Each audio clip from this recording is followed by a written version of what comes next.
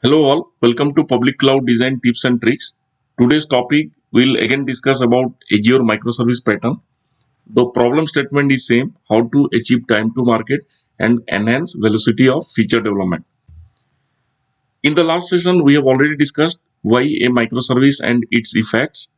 We have also discussed about the reference architecture from Microsoft about microservice design patterns. Let's start with few more design patterns here in this session, and we'll start with CacheAside.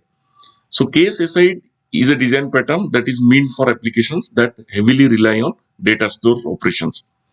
It helps to improve the performance of read-heavy operations, and it comes along with on-demand strategy for performance optimization.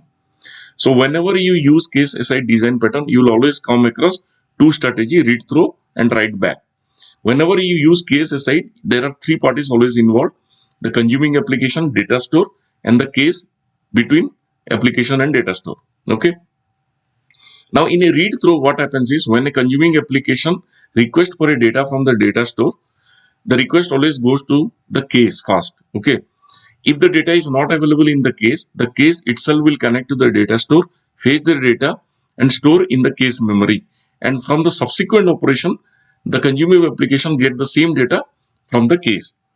Now the data doesn't stay forever in the case, okay, and it get expired. But when it get expired, for example, let's say there is an update operation happens on the data, so the data value gets changed. So that is where the previous version of the data should be expired. So that is where the write back strategy comes into picture, where the application writes something on the data store, and after the update of that data, there is a trigger that gets triggered to the case memory, and the new data get refreshed in the case, and the old data get expired. So that is where writebacks comes into picture. Now the second one is orchestrator design pattern. So orchestrator is nothing but a single unit or a single component that controls the sequence of flow or orchestrate to connect to the backend services. Okay, either by synchronously or asynchronously. Now, orchestrator component in general is more domain driven and has more functional responsibility to achieve within a sequence of flow. Okay, it becomes more complex when your services keeps growing. Okay, so now here there are 3 services. Let's say tomorrow you have 10 services, then it becomes more complex to deal with.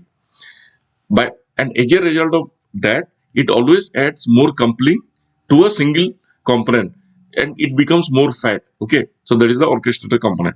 So that is how it looks like. Now coming to the choreography design pattern. So choreography design pattern is used when multiple service perform a specific functionality in a workflow kind of a scenario. Same workflow kind of a scenario it is used, but the benefit of this pattern is the pattern allow each services to decide when to execute for the next sequence, okay, or execute the next sequence, okay, and it also helps in decoupling by eliminating a central decision maker like orchestrator. So how it works? It always best work with a event driven pattern. So event driven pattern means, say for example, here is a queue based mechanism, and first time when the user request for a service basically, so it comes as a message format and it stores in Q1, for example. Now that message gets processed by service A, and once that processing is done, service A send back the response to the same queue and or some other queue, and based on that, then service B will start executing its functionality. Okay, and similarly for service C. So that is where the pattern allow each service to decide when to execute. Okay, based on this event driven mechanism.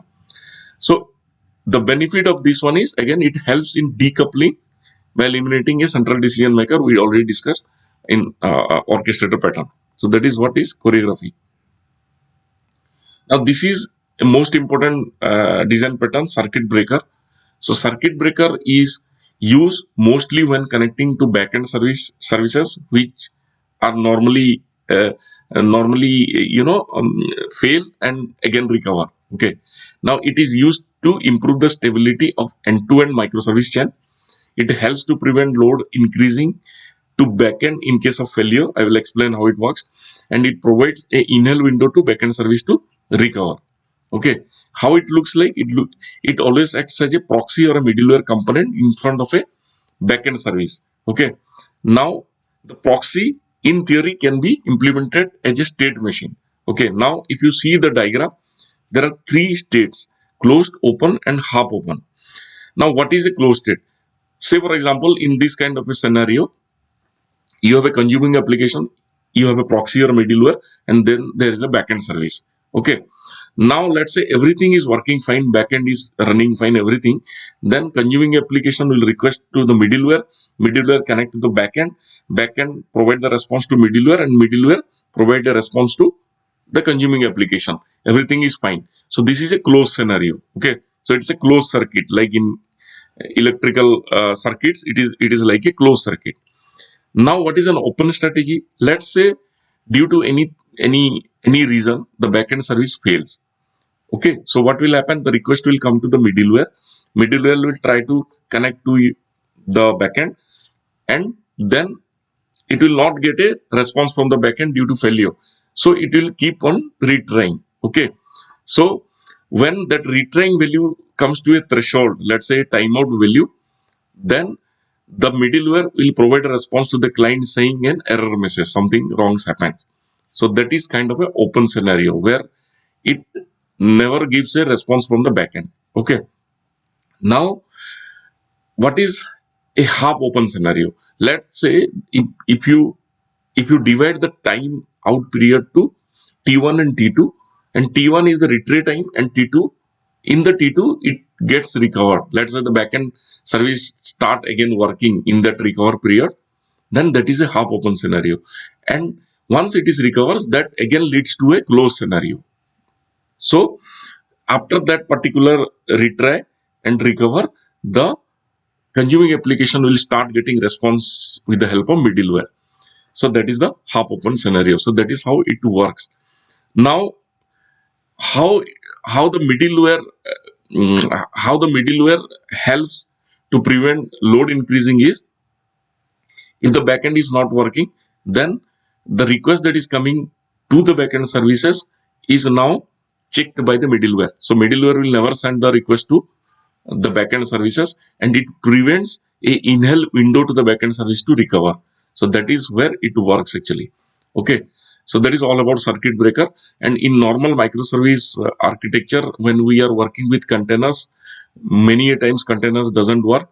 Okay. So this circuit breaker pattern in any form within the orchestration platform and in some other way, it will start retrying to the failed container, and if it doesn't work, then it start another instance of the container in the recover period.